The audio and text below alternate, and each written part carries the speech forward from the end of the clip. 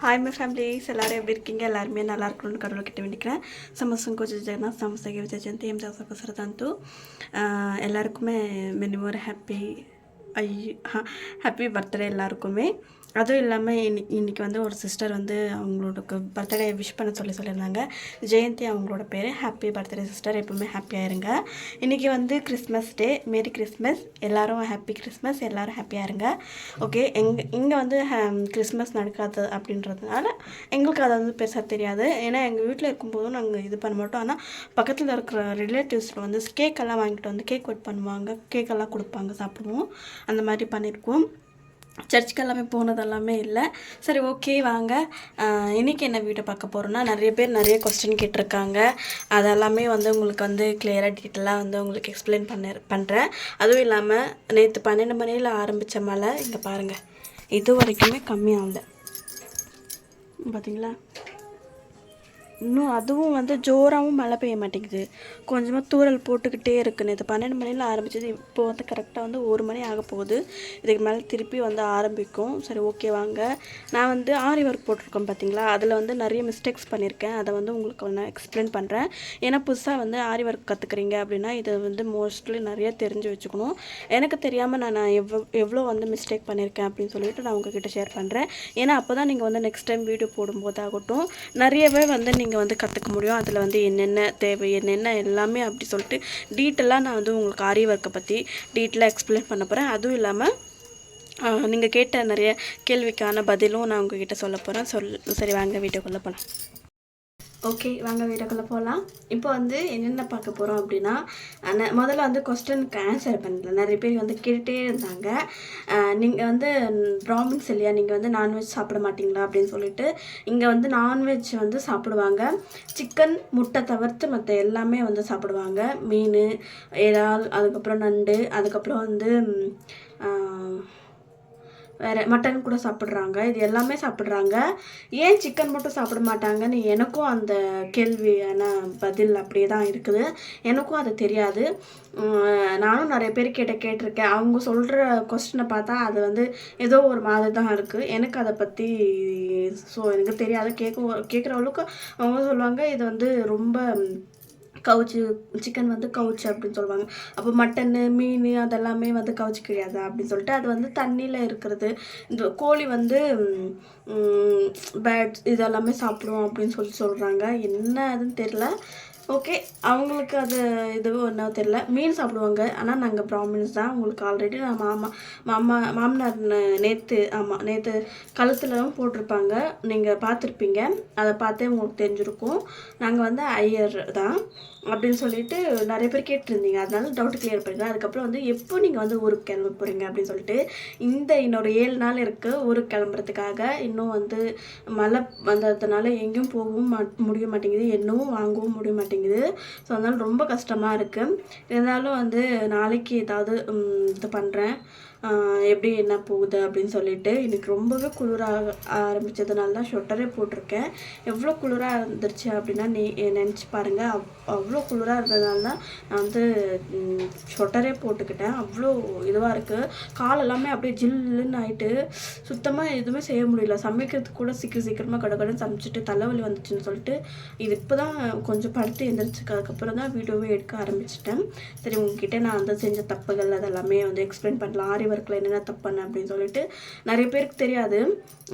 அதை வந்து நான் உங்ககிட்ட எக்ஸ்பிளைன் பண்ணேன் அப்படின்னா புதுசாக வந்து செய்கிறவங்களுக்கு வந்து அது கொஞ்சம் இன்ட்ரெஸ்டாகவும் இருக்கும். அதே சமயம் இந்த மாதிரியெல்லாம் பண்ணக்கூடாது, இந்த மாதிரி எல்லாமே செய்யணும் அப்படின்னு சொல்லிட்டு நிறைய வந்து இது இருக்கும். ஸோ அதனால தான் உங்ககிட்ட சொல்கிறேன்.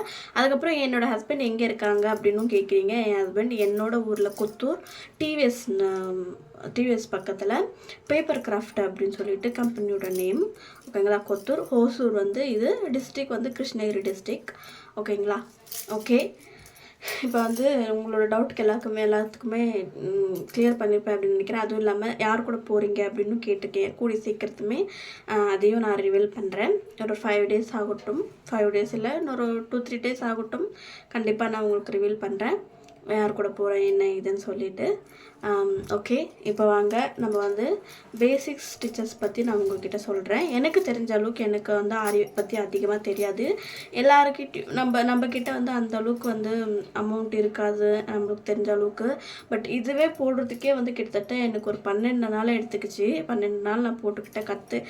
கற்றுக்கிறது வந்து ஏதோ ஒரு 2-3 நாளே நான் 4 நாள்லே கற்றுக்கிட்டேன். வெறும் செயின் ஸ்டிச் தவிர மற்ற எந்த ஸ்டிச்சுமே எனக்கு தெரியாது. அதுக்கு வந்து பேசிக்ஸ் வந்து என்னென்ன நீடல்ஸ் வேணும் அப்படின்னு சொல்லிட்டு நான் உங்களுக்கு சொல்கிறேன். அதை நீங்கள் வந்து வாங்கி வச்சுக்கோங்க. ஓகேங்களா? துளிப் நீடல் வந்து நிறைய பேர் யூஸ் பண்ணுவாங்க. ஆனால் நிறைய பேரால் துளிப் நீடலில் வந்து யூஸ் பண்ண முடியாது. அதனால் அயன் நீடல் அப்படின்னு இருக்கும்.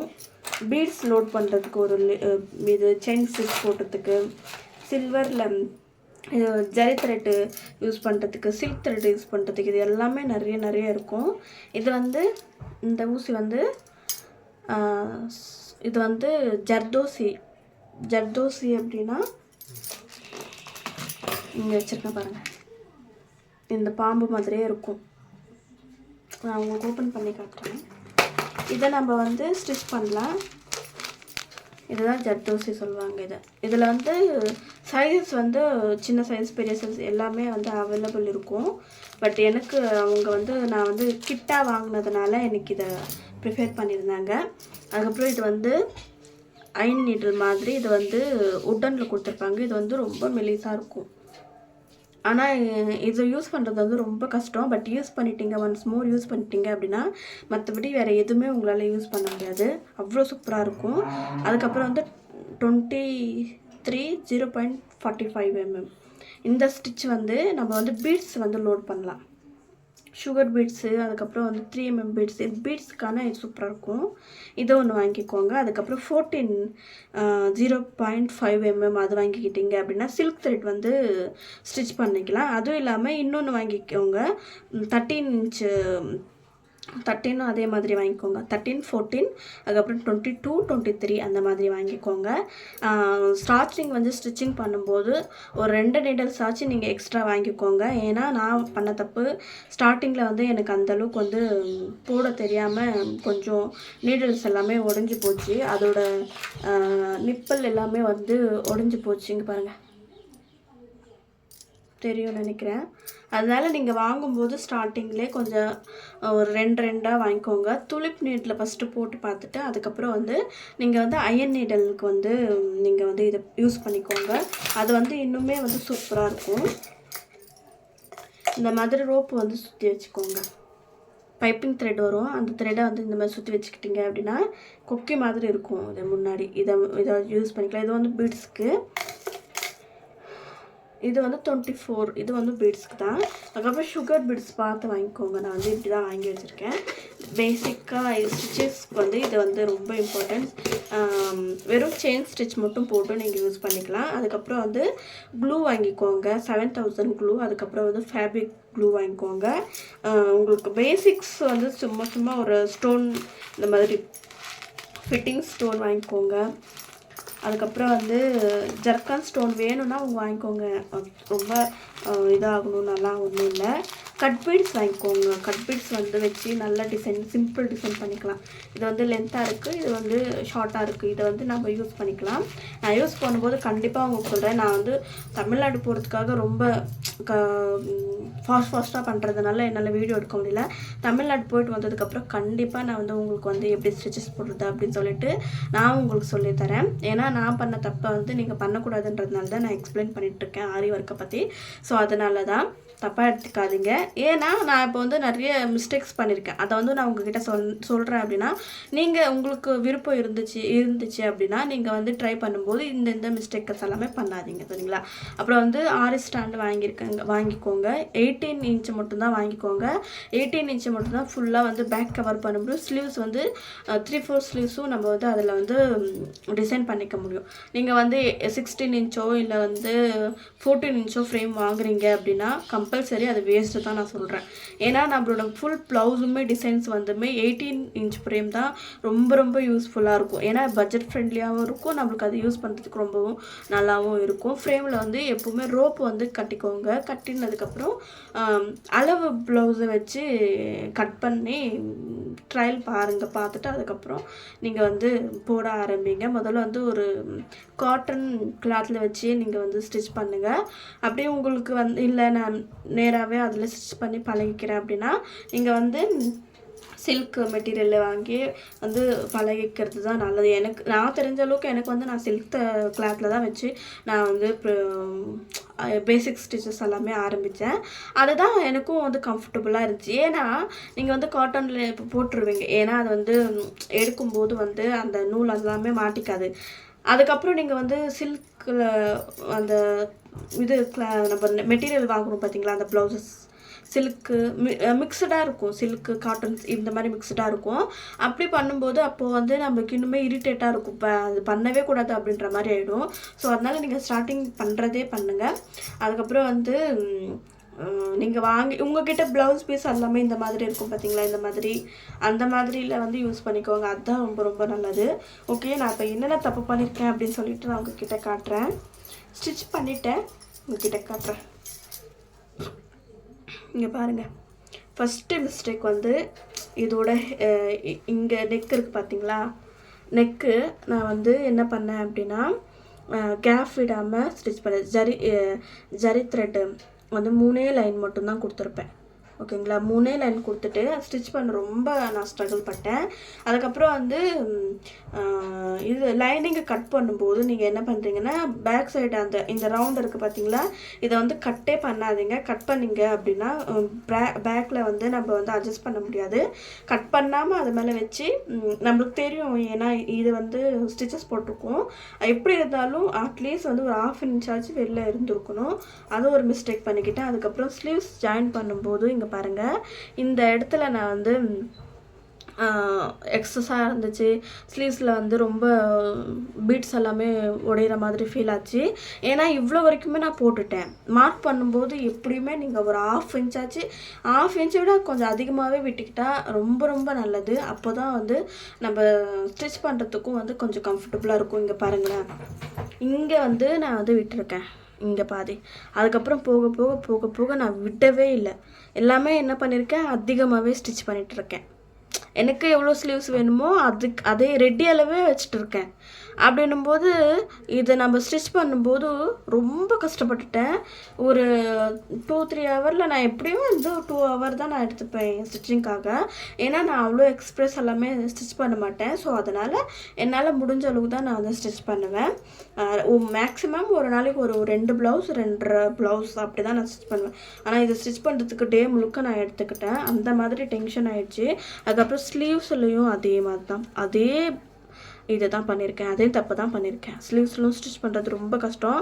பட் வந்து எனக்கு இதை பற்றி தெரிஞ்சதுனால நான் ஸ்டிச் பண்ணிட்டேன். மற்றவங்களுக்கு ஸ்டிச்சிங் பாதி தெரிஞ்சிருக்கும், வெறும் ஆரி ஒர்க் தெரிஞ்சிருக்கிறவங்களுக்கு வந்து இதை பற்றி கொஞ்சம் கஷ்டமாக இருக்கும். ஸோ அதனால் நான் உங்களுக்கு சொல்கிறேன், எப்படி இருந்தாலுமே நீங்கள் வந்து டிசைன் பண்ணுறீங்க அப்படின்னா ஒரு 1/2 இன்ச்சு 3/4 இன்ச்சாச்சு நீங்கள் வந்து விட்டுட்டு அதுக்கப்புறம் வந்து டிசைன் போடுங்க. கண்டிப்பாக அது வந்து கரெக்டாக பர்ஃபெக்டாக வரும். என்ன மாதிரி லூஸ் தனமாக பண்ணாதீங்க. இங்கே பாருங்கள், இங்கே பீட்ஸ் எல்லாமே உடையிற மாதிரி ஆயிடுச்சு. நல்ல வேலை வந்து த்ரெட்ஸ் வந்து பிரியாமல் வந்துடுச்சு. அதுக்கப்புறம் இங்கே பாருங்கள், நான் ஸ்டிச் பண்ணும்போதே இங்கே வந்து ஒரு டேமேஜ் ஆகிடுச்சு. ஏன்னா அதை ஸ்டிச் பண்ண ஊசியும் ஒன்று உடஞ்சிடுச்சு. உடஞ்சதுக்கப்புறம் ரொம்பவே இதாகிடுச்சு. அதுக்கப்புறம் வந்து இந்த அளவுக்கு வந்து ரொம்ப ஹெவியாக வந்து இந்த புட்டாஸ் வச்சுருக்கோம் பார்த்தீங்களா, ரொம்ப வந்து கச்சன்னு வைக்கக்கூடாது. ஓகேங்களா, இது வரைக்குமே நல்லா தான் செஞ்சுருந்தேன். இதை வந்து பாருங்கள் எப்படி வச்சுருக்கேன் அப்படின்னு சொல்லிட்டு இதை வந்து வைக்கக்கூடாது. நான் வச்சு முடிச்சதுக்கப்புறம் வீடியோ பண்ணதுக்கப்புறம் நிறைய பேர் சொல்லியிருந்தீங்க என்கிட்ட, இந்த மாதிரி பண்ணக்கூடாது சிஸ்டர் அப்படின்னு சொல்லுங்க. பாருங்கள், இங்கே வந்து ஜாயின் பண்ணும்போது பார்த்தீங்களா, இங்கே வந்து நான் ஓப்பன் பண்ணியிருக்கேன். இங்கே ஒன்று, அதுக்கப்புறம் வந்து இங்கே ஒன்று. நிறைய மிஸ்டேக்ஸ் பண்ணியிருக்கேன். ஸோ அதனால் நீங்கள் பண்ணுறதா பண்ணுறீங்க, பார்த்து பண்ணுங்கள். உங்களுக்கு ஹெவியாக ஒர்க் வேணும் அப்படின்னா கூட நீங்கள் வந்து ஒரு அட்லீஸ்ட் ஒரு 1 இன்ச் வச்சுட்டு கூட நீங்கள் கட் பண்ணிக்கோங்க. ஆனால் ரெடி அளவு கரெக்டாக வச்சுக்கிட்டு அதுலேயே வந்து நீங்கள் 1 இன்ச் வச்சாலும் ஒன்றும் இது கிடையாது. ஹெவியாகவே தெரியும் ப்ளவுஸஸ் எல்லாமே. இது வந்து எனக்கு ரொம்பவே பிடிச்சிச்சு. பட் வந்து நிறைய மிஸ்டேக்ஸ் பண்ணதுனால உங்ககிட்ட சொன்னால் நீங்கள் வந்து அதை வந்து கரெக்டாக வந்து மார்க் பண்ணும்போது செக் பண்ணுவீங்கள்ல, அதனால தான். அதுக்கப்புறம் லைனிங்கை போட்டுவிட்டு அதே ஷேப்பில் வந்து வரையவே வராதிங்க. நான் பண்ண தப்பு அதுதான். லைனிங்கை முதல்ல கட் பண்ணிவிட்டு அது கரெக்டாக இருக்கிற மாதிரியே நான் வந்து வெட்டிட்டேன். எக்ஸஸாக நான் வந்து துணி விட்டு இது பண்ணலை.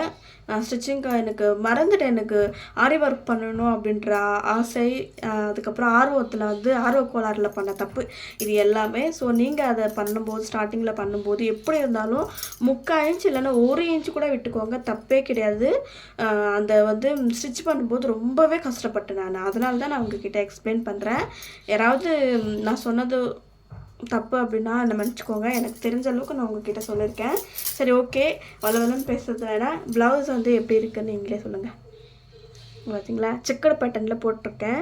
அதுக்கப்புறம் வந்து ஃப்ளவர் மாதிரி இந்த நடுவில் வந்து சுகர் பீட்ஸ், அதுக்கப்புறம் 3mm பீட்ஸ் வச்சுட்டு அதுக்கப்புறம் கோல்டு கலர் வந்து ஸ்டோன் வச்சுருக்கேன். ரொம்ப பிளெயினாக இருக்கிற மாதிரி இருந்துச்சு.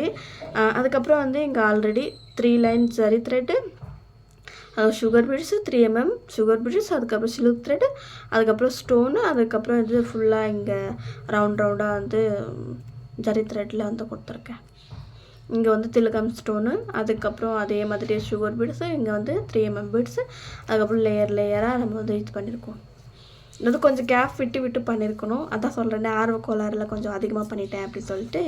ரொம்ப நெருக்கமாக இருக்குது. ஸோ அதனால் நீங்கள் பண்ணும்போது கொஞ்சம் 1 இன்ச் கேஃப் வச்சுக்கோங்க. அதுதான் கரெக்டாக இருக்கும். அதே சமயத்தில் இந்த கேஃப் இருக்குது பார்த்தீங்களா, நம்ம வந்து போடும்போது இங்கே வந்து இங்கே வரைக்கும் போடவே கூடாது. போட்டிங்க அப்படின்னா நீங்கள் வேர் பண்ணுற சாரீ ஆகட்டும், நீங்கள் போடுற ப்ளவுஸ் ஆகட்டும், ஃபுல் அண்ட் ஃபுல் டேமேஜ் ஆகிடும். இதை மட்டும் தான் நான் அதை பார்த்துக்கிட்டேன். ஓகேங்களா, கரெக்டாக எனக்கு இது வந்து அதே அளவுக்கு நான் இங்கே வரைக்கும் வருது. இங்கே வரைக்கும் தான் வரணுமே. இது வரைக்குமே வரவே கூடாது. அதை முதல்ல மெயினாக வந்து இது பண்ணிக்கோங்க. எப்படி இருந்தாலும் ஒரு 3 இன்ச் கேப் விட்டு அதுக்கப்புறம் நீங்கள் வந்து ஃபிட்டிங்காக வச்சுக்கோங்க. இப்போ இது வந்து இங்கே கீழே தானே போகுது. அங்கே டிசைன் வந்தாலும் ஒன்றும் பிரச்சனை கிடையாது, வரலனாலும் ஒன்றும் பிரச்சனை கிடையாது. பட் இந்த அளவுக்கு வந்து நம்மளுக்கு டிசைன் இருந்துச்சு அப்படின்னா நம்மளோட சாரியும் எந்த டேமேஜும் ஆகாது. பீட்ஸும் வந்து உரசிக்கிட்டே இருந்துச்சுன்னு வச்சுக்கோங்களேன், அதிகமாக கலர் வந்து ஃபேட் ஆகிடும். ஸோ அதனால் நம்ம எப்படி கை இப்படி எடுக்கிறது, இல்லை நடந்து போகும்போது இப்படி பண்ணுறது, அதாவது ஒரு வேளை நம்ம பண்ணிகிட்டே இருப்போம். ஸோ அதனால் பார்த்து முடிஞ்ச அளவுக்கு வந்து இது பண்ணிக்கோங்க. ஓகே. அதுவும் இல்லாமல் ஸ்டோன்ஸ் வாங்குறீங்க அப்படின்னா வந்து குட்டி டப்பாவில் வந்து இந்த மாதிரி ஸ்டோர் பண்ணி வச்சுக்கோங்க. வெளில வந்து கவர்லேயே வச்சு இது பண்ணிக்காதீங்க. இந்த மாதிரி டப்பாங்களை போட்டு வச்சுக்கிட்டீங்க அப்படின்னா அதோட குவாலிட்டி வந்து இன்னுமே நல்லாயிருக்கும். சரி, ஓகே. எனக்கு தெரிஞ்ச அளவுக்கு நான் வந்து உங்களுக்கு எக்ஸ்பிளைன் பண்ணியிருப்பேன் அப்படின்னு நினைக்கிறேன். சப்போஸ் உங்களுக்கு இந்த வீடியோ பிடிச்சிருந்துச்சி அப்படின்னா please like and share, subscribe பண்ணிட்டு பாருங்கள். என்னோடய ப்ளவுஸ் வந்து எப்படி இருந்துச்சு அப்படின்னு சொல்லிட்டு அதுவும் மறக்காமல் கமெண்ட் பண்ணி சொல்லுங்கள். பிடிச்சிருந்துச்சி அப்படின்னா please like and share, subscribe பண்ணிட்டு பாருங்கள். ஓகே, பாய் எல்லாருக்கும்.